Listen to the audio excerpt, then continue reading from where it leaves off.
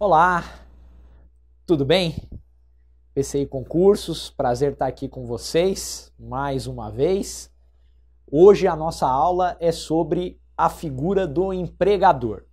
Tivemos a oportunidade, quando discutimos a relação de emprego, as características, os requisitos da relação de emprego, o artigo 3º da CLT, tivemos a oportunidade de falar, já falamos sobre o artigo 2º da CLT, o artigo 2º que conceitua, que traz a figura do empregador, que diz quem é o empregador, ok?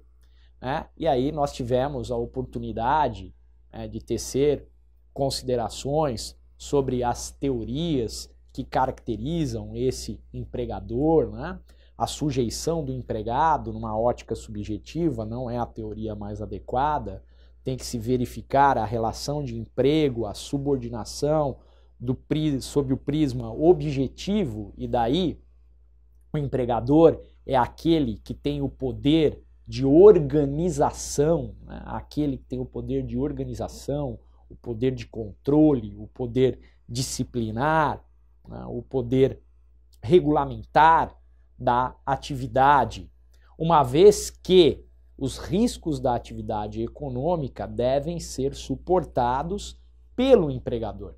Tivemos a oportunidade de tecer considerações sobre a alteridade que caracteriza a relação jurídica de direito material empregatícia, que caracteriza o contrato de trabalho.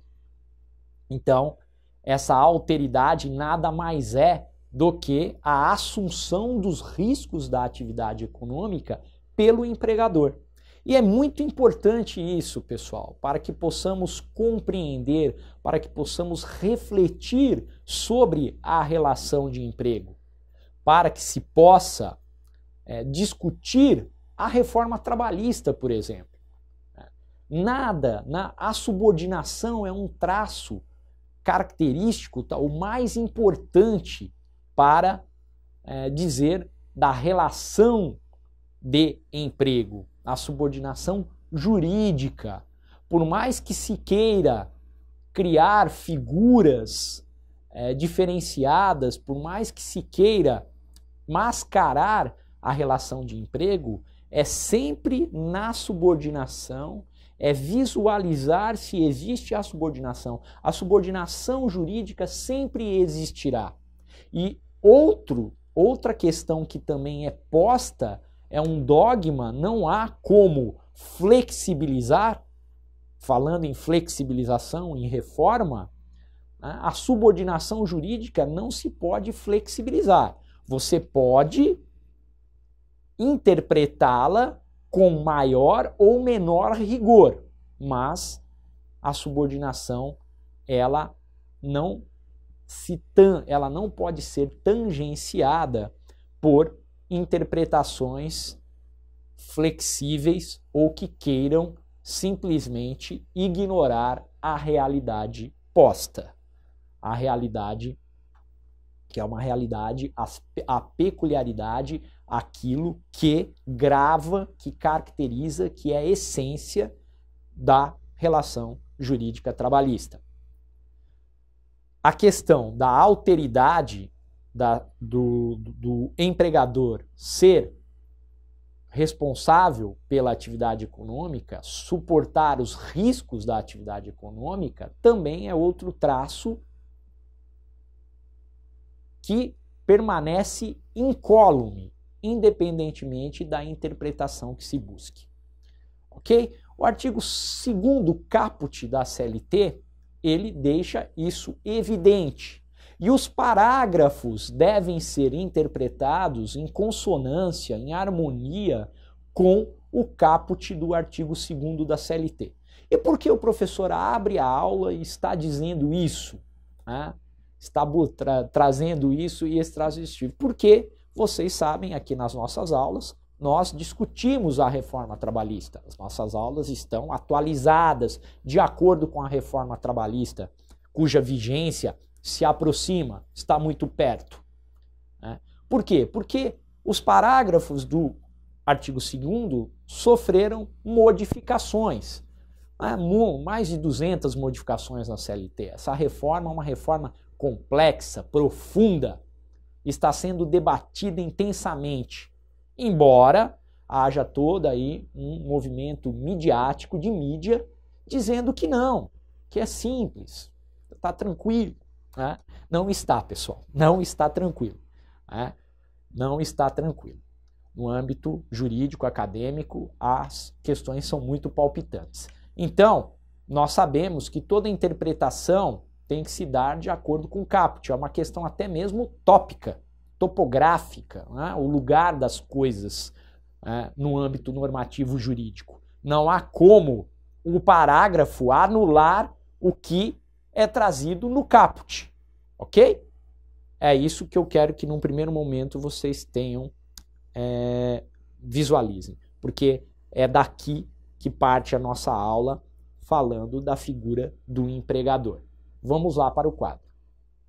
Vejam, considera-se empregador a empresa individual ou coletiva que, assumindo os riscos da atividade econômica, admite, assalaria e dirige a prestação pessoal de serviço. Ok? Então, é muito importante esse critério. Considera-se empregador a empresa, veja, a empresa, a conotação jurídica, a acepção jurídica do termo empresa, ela é buscada lá no direito comercial, nas regras, né, de direito comercial. A gente sabe que a empresa envolve todo o patrimônio material e imaterial, né? Ela é uma entidade, o fundo de comércio, tudo que gravita para que o empreendimento econômico tenha sucesso, alcance a sua finalidade, reverta, produza e com isso haja lucro. Então tudo isso conceitua a empresa. E nesse ponto, para muitos dizem a velha CLT foi muito sábia em colocar o empregador como a empresa, de modo a dizer da autonomia, daquilo que caracteriza a empresa como um todo. E ela poderá ser individual ou coletiva, não importa o seu quadro societário, a forma como essa empresa vier a ser constituída, vai assumir os riscos da atividade econômica, característica da alteridade, vai dirigir a prestação pessoal de serviços sob uma ótica objetiva, o poder de organização, e responder pela contrapartida devida ao empregado, uma contrapartida pecuniária ou que se traduza em pecúnia, ok? Veja, eu voltei aqui, peço desculpas para vocês, voltando, porque lá em vermelho vocês já sabem, quando tiver em vermelho nos nossos slides, esse vermelho significa reforma trabalhista. Mas vamos à atual redação. O caput continuará o mesmo com a reforma, por isso que eu disse da importância do caput. E o parágrafo 1º é aquele que vai dizer das figuras equiparadas ao empregador. Veja, a pessoa física poderá ser empregadora. Instituições de beneficência poderão ser empregadoras. Associações recreativas, quaisquer instituições sem fins lucrativos poderão ser empregadoras. Os entes dotados de personalidade jurídica poderão ser empregadores. Condomínio poderá ser empregador. Então, aqui o parágrafo 1º traz de forma exemplificativa figuras, entes que se equiparam ao empregador. Quaisquer desses entes que tiverem empregados serão empregadores. Ok? Não importa se essas instituições têm ou não fins lucrativos. Terão deveres típicos, deveres trabalhistas típicos. nada obstante a legislação traga algumas benesses, alguns benefícios a essas entidades, tendo em vista a sua especial condição. A própria reforma trabalhista, ela traz aí vários dispositivos na parte processual, principalmente, isentando entidades, instituições sem fins lucrativos de custas, diminuindo o depósito recursal, enfim, uma série de questões trazidas aí, atenuando a situação desses empregadores que não têm finalidade lucrativa. Vejam, o parágrafo 2º vai dizer muito importante: sempre que uma ou mais empresas, tendo embora cada uma delas personalidade jurídica própria, estiverem sob a direção, controle ou administração de outra, constituindo grupo industrial, comercial ou de qualquer outra atividade econômica, serão, para os efeitos da relação de emprego, solidariamente responsáveis à empresa principal e cada uma das subordinadas. Ou seja, é o grupo econômico, a figura do grupo econômico. Para que caracterize-se o grupo econômico, basta uma ligação entre as diversas empresas do grupo econômico. Uma ligação não necessariamente de subordinação. Pode ser que essas empresas do grupo econômico se reúnam com o intuito de auxílio mútuo, sob o aspecto de coordenação, uma coordenação, não necessariamente uma subordinação entre uma e outra.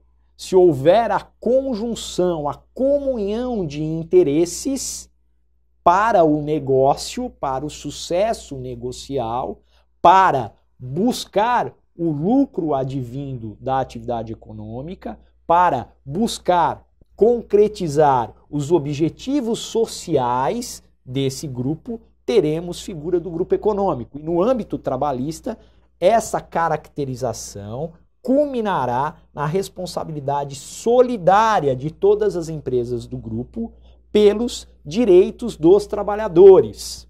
Veja, nós teremos aqui uma solidariedade, tanto do ponto de vista ativo, como do ponto de vista passivo. O que eu quero dizer do ponto de vista ativo? Do ponto de vista ativo, o empregado que trabalha para uma empresa do grupo vai se sujeitar,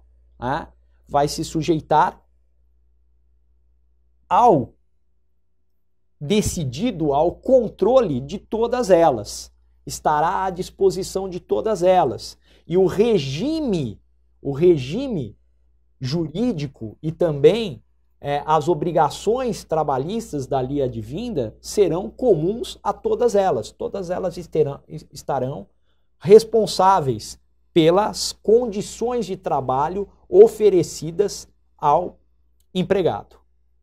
Do ponto de vista passivo, significa a responsabilidade pelo pagamento dos créditos e dos créditos trabalhistas devidos a esse empregado do grupo econômico. Eu quero que vocês continuem aqui comigo. Agora, aqui sim, reforma trabalhista. Olha como vai ficar, pessoal. Sempre que uma ou mais empresas, tendo embora cada uma delas personalidade jurídica própria, estiverem sob a direção, controle ou administração de outra, ou ainda quando, mesmo guardando cada uma sua autonomia, integrem grupo econômico, serão responsáveis solidariamente pelas obrigações decorrentes da relação de emprego. Ok? Então, veja, é praticamente a mesma redação do parágrafo 2º da atual redação. Ok? Praticamente a mesma. Com a exclusão dessa questão de grupo industrial, comercial, houve aqui praticamente a mesma redação. O efeito é o mesmo. Só que aí eu tenho o parágrafo 3º e esse será acrescentado e é a grande novidade. E qual é a novidade do parágrafo 3º? Não caracteriza grupo econômico a mera identidade de sócios, sendo necessárias para a configuração do grupo a demonstração do interesse integrado, a efetiva comunhão de interesses e a atuação conjunta das empresas dele integrantes. Então veja, esse parágrafo, ele parece inocente, mas ele não é inocente. Ele, na verdade, ele busca, talvez não busque, mas ele estabelece uma contradição com o parágrafo 2º.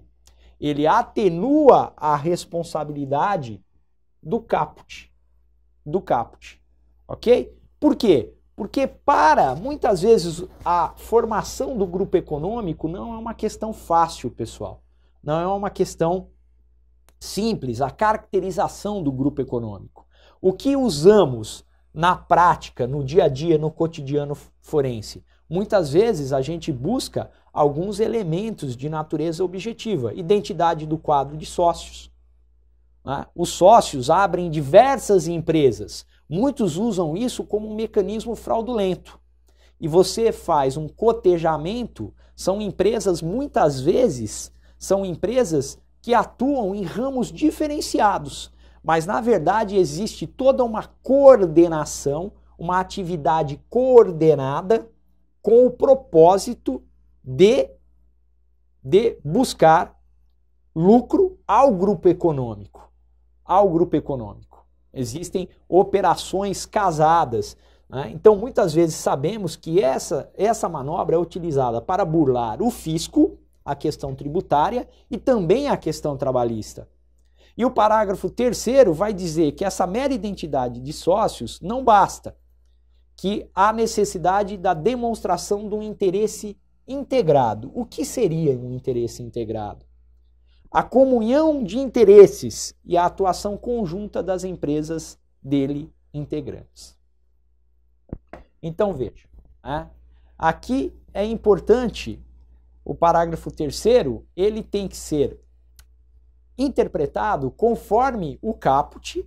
O caput é a cabeça, é o que manda. É do caput que nós buscamos o elemento principal na análise do grupo econômico. Então veja, né? As empresas, a questão da alteridade, a questão dos riscos da atividade econômica.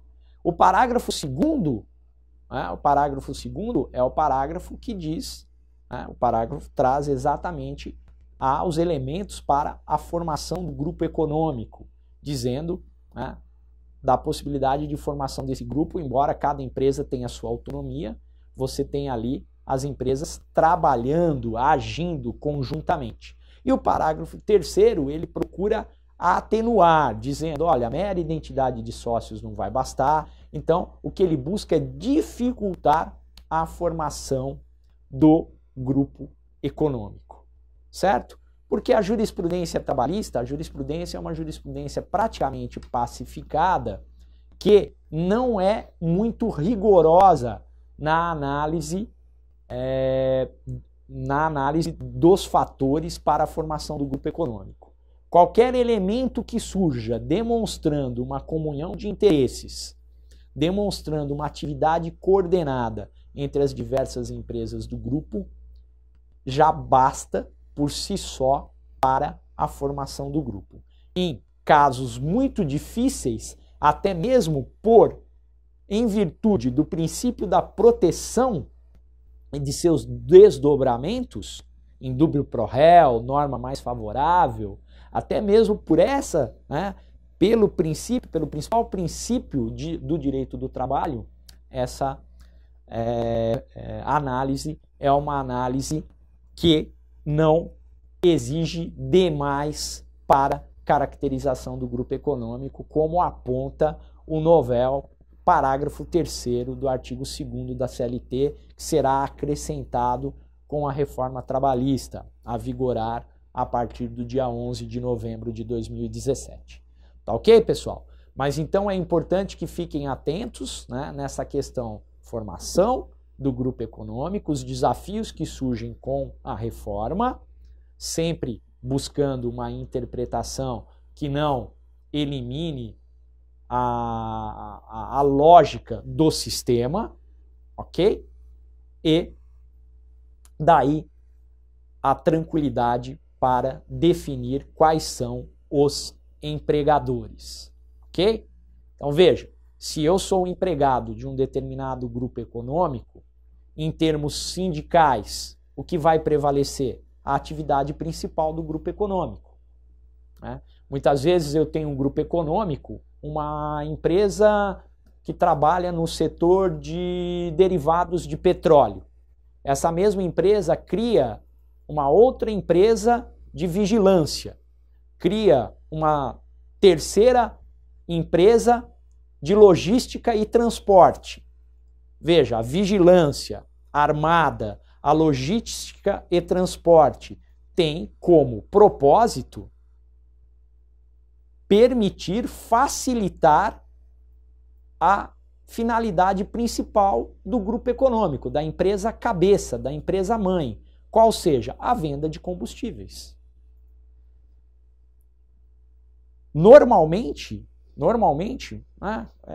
Usualmente, o sindicato é um sindicato forte, o sindicato que atua no ramo de combustíveis. O sindicato lá dos vigilantes, o sindicato dos empregados da logística, não são sindicatos mais enfraquecidos.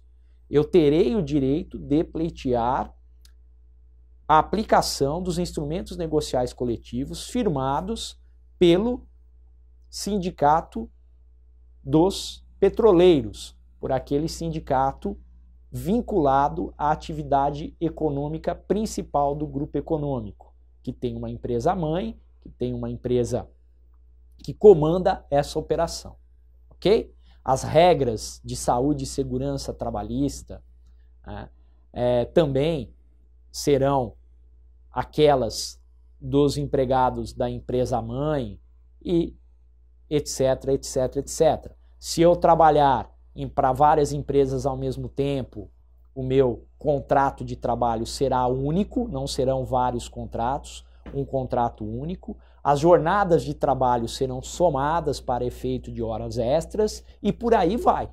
Então são várias consequências jurídicas advindas do trabalho prestado para o grupo econômico. Daí a solidariedade no prisma ativo. E no prisma passivo, poderei chamar à responsabilidade trabalhista todas as empresas do grupo econômico. Todas. Ou algumas delas. Ou apenas uma delas. E veja, eu posso processar, no processo de conhecimento, trazer algumas dessas empresas e nada impedirá que na fase de execução eu inclua as demais, mesmo que elas não estejam presentes no processo de conhecimento. Daí a solidariedade no seu caráter passivo. Ok, pessoal? Tudo bem? Deu para entender, para compreender isso daí? Vamos lá, mais um pouquinho aqui falando sobre empregador, essa nossa aula que terá duas partes, tá bom? Vamos lá. Algumas questões envolvendo a figura do empregador único. Como eu disse, o grupo econômico, o empregador será único. Você tem um só contrato de trabalho. É o que diz a súmula número 129 do TST. Se você presta serviços para diversas empresas do grupo, durante a mesma jornada, você não vai ter mais de um contrato de trabalho, salvo ajuste em contrário. Mas esse é um ajuste que tem que estar previsto expressamente, um ajuste por escrito, previsto expressamente, para que você possa ter mais de um contrato de trabalho. E mesmo assim tem que se verificar se não há fraude, se não há aí uma tentativa de fraudar a fim de diminuir os custos trabalhistas, ok? Tem que haver aí compatibilidade de horários, não pode ser durante a mesma jornada, senão você realmente vai ter um único contrato, certo? Aqui, pessoal, já temos o tema da sucessão de empresas, né? Mas aí eu peço a licença para vocês, né, antes de falarmos de sucessão de empresas, que é um tema, nós temos o grupo econômico e temos a sucessão de empresas, né? Sucessão de empresas já é uma outra temática que pode envolver também o grupo econômico, nós vamos nos debruçar sobre isso, mas ficamos por aqui. Essa aula foi dedicada a falar sobre a figura do empregador e destacar a questão do grupo econômico, que promete muitos debates com a reforma trabalhista. Espero que tenha sido proveitoso, que você tenha compreendido os meandros que envolvem a questão. Tá bom? Pessoal, até a nossa próxima aula, parte 2. Vamos falar de sucessão de empresas. Até lá, PCI Concursos.